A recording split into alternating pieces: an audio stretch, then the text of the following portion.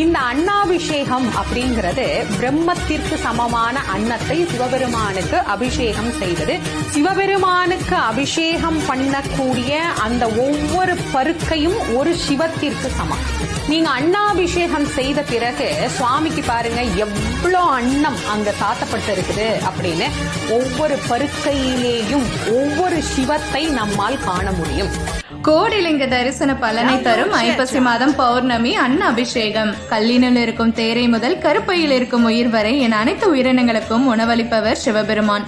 அதை போற்றும் விதமாக ஒவ்வொரு ஆண்டும் ஐப்பசி மாத பௌர்ணமி அன்று அனைத்து சிவாலயங்களிலும் அன்னாபிஷேகம் நடத்தப்படுகின்றன. அன்னாபிஷேகம் செய்வதால் ஏற்படும் பலன்கள் வளமான விவசாய செழிப்பும் மற்றும் ஒட்டுமொத்த நல்வாழ்வும் கிடைக்கும். இது ஒருவரின் வாழ்க்கையில் செழிப்பு, அதிர்ஷ்டம் மற்றும் நல்ல ஆரோக்கியத்தை தருகின்றன. இந்த நிகழ்வின் போது சிவலிங்கத்தை முழுவதுமாக அன்னத்தினால் மூடி காய்கறி பழங்களால் அலங்கரித்து வழிபாடு செய்யப்படும். சிவபெருமானுக்கு ஸ்ரீ ருத்ர மந்திரத்தால் ஆராத்தி நடந்து முடிந்த பிறகு சிவலிங்கத்தின் மீது நைவேத்தியமாக வைக்கப்பட்ட அன்னத்தை ஒரு தானியம் கூட வீணாக்காமல் பக்தர்களுக்கும் அர்ச்சகர்களுக்கும் பிரசாதமாக கொடுக்கப்படுகின்றன. பிரசாதமாக தரப்படும் ஒவ்வொரு அன்னத்தையும் சிவபெருமானாக போற்றுவார்கள்.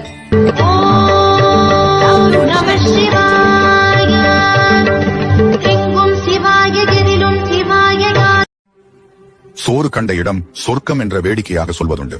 அதன் உண்மையான அர்த்தம் என்ன தெரியுமா? சிவன் கோயில்களில் ஐப்பசி பௌர்ணமி அன்று பச்சரிசியாலான வெள்ளை அன்னத்தால் அபிஷேகம் நடக்கும். அதை தரிசித்தால் சொர்க்கத்தில் வாழும் பாக்கியம் கிடைக்கும் என்பதுதான்.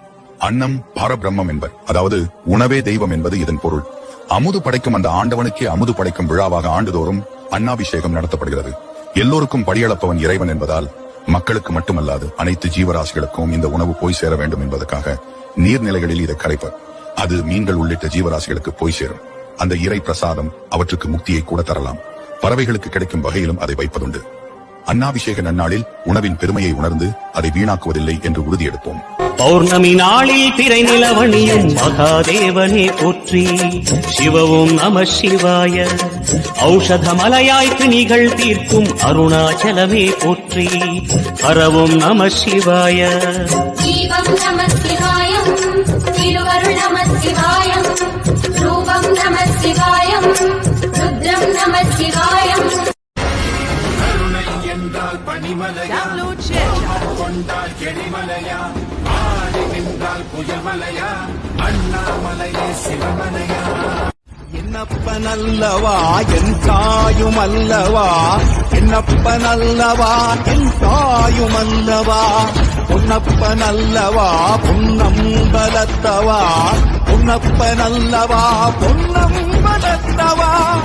சொப்பனமோ எந்தன் அப்பன் திருவருள், சொப்பனமோ எந்தன் அப்பன் திருவருள், கற்பிதமோ என்ன அற்புதம் இதுவே. உலகே அழிஞ்சாலும் உன் உருவம் அழியாதே, உயிரே பிரிஞ்சாலும்